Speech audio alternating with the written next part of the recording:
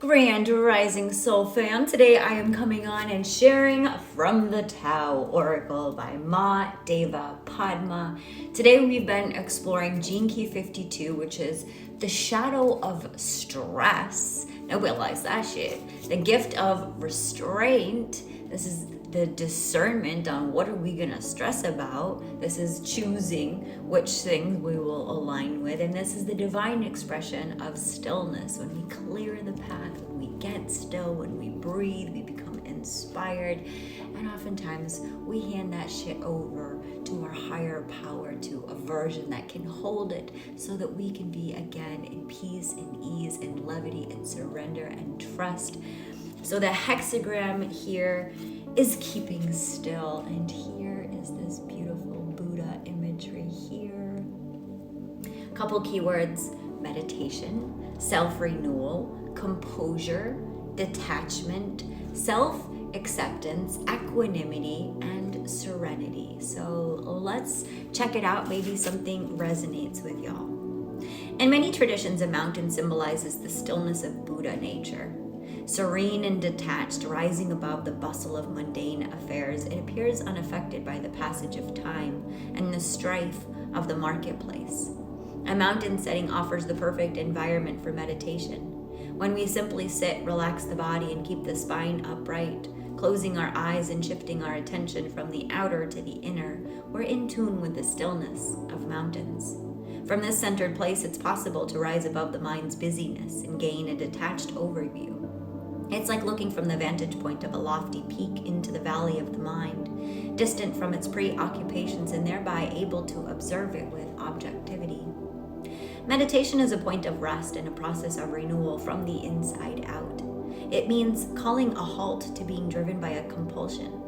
For thousands of years, people all over the world have practiced meditation and have been renewed by its benefits. In the midst of the everyday activities of the marketplace, there are times when you need to withdraw from thinking and just rest into being. Without this periodic withdrawal, it's easy to become overly identified with one's position and place in the hubbub of worldly affairs and begin to call it me. Unfortunately, once you start to believe that life revolves around only serving the demands of this me, the real treasures of our being are lost. Me believes that life's meaning lies in doing. And if you follow the dictates of that belief, you're taking on a long and frustrating journey to achieve something that in the end only takes you away from your true truth, your own truth. The central point of meditation is to observe whatever is bubbling up in the mind and then just let it go. When thoughts are happy or fascinating in some way, the tendency of the mind is to grasp hold of them or to adjust its vision of reality to reinforce them. On the other hand, when thoughts are disturbing or painful, the mind works to get rid of them forcefully by suppressing them, or busies itself trying to assign blame to some external force. So whether your thoughts are happy or sad, the mind wants to engage them in some way, to work out strategies to direct them according to its own preferences. Meditation is a way of stepping out of the mind, putting aside preferential thinking that distracts you from living in accordance with the Tao. It's only from the inner mountaintop perspective that you realize that the real treasure you seek has always been within your reach. Once you're back in touch with this essential treasure, then it's easy to withdraw from any difficulties that might have been overriding your attention. Meditation should not be a serious, hard-to-manage affair. Rather, it's as natural as breathing and as awakening as fresh mountain air. So here are the changes. Maybe there's one or two that feel resonant with you in this moment. The bottom line, line 1, it is the right moment for you to gain an overview in order to see what's needed. Your serene nature can have a positive influence on your surroundings now.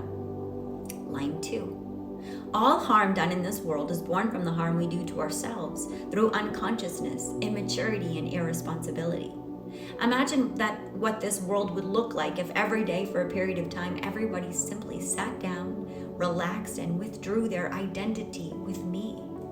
All the divisions that arise out of greed and need would just melt away like frost in the morning sun. If you find that you've already set in motion that you've set something in motion that you can't control now, take the hint. A little more everyday silence in your life could be in order. Line 3. Because of a long history of misunderstandings about what meditation really is, it's easy to fall into the delusion that a forced stillness is the same as one that's relaxed and natural. That might look similar to the untrained eye, but they are not. Anything you lock up in a cage will just come back to bite you as soon as you let your guard down. If you can't sit still, then run and keep on running until you drop from exhaustion. I got a treadmill over here. It'll be better for you than tying yourself to a meditation bench with repressive and unnatural force. I actually love walking meditations. Line 4.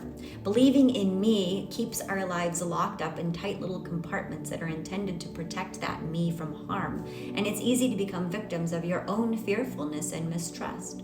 Life is a gift, and it's been given to you in abundance. Once you recognize this, everything that now seems difficult will just be easy. Line 5. Meditation's not just sitting on a hilltop away from others. It's also speaking and acting from inner stillness. So watch your words and your actions now as carefully as you would watch your feet, and as you walk across a narrow platform over an abyss. Not with tension, but with care. When you get it right, you'll feel the resonance within every word and gesture. You know, there was a point in the story of Mary Magdalene where Yeshua asks her to walk across water. And she's like, how can I part the sea and walk across water? And it becomes this process of actually dissolving the idea that there's any water there and just levitating over the thoughts. Top line, line 6. Once you've known that you're not a victim of circumstance, but only of your own thoughts, the entire landscape begins to shift. It's as though there's more time and spaciousness, and life can be experienced as the extraordinary generosity that it is. As you begin to reflect this generosity within, even in the smallest gestures, you radiate a quality of the divine. So here's this beautiful Buddha meditating in stillness, sending you so much love.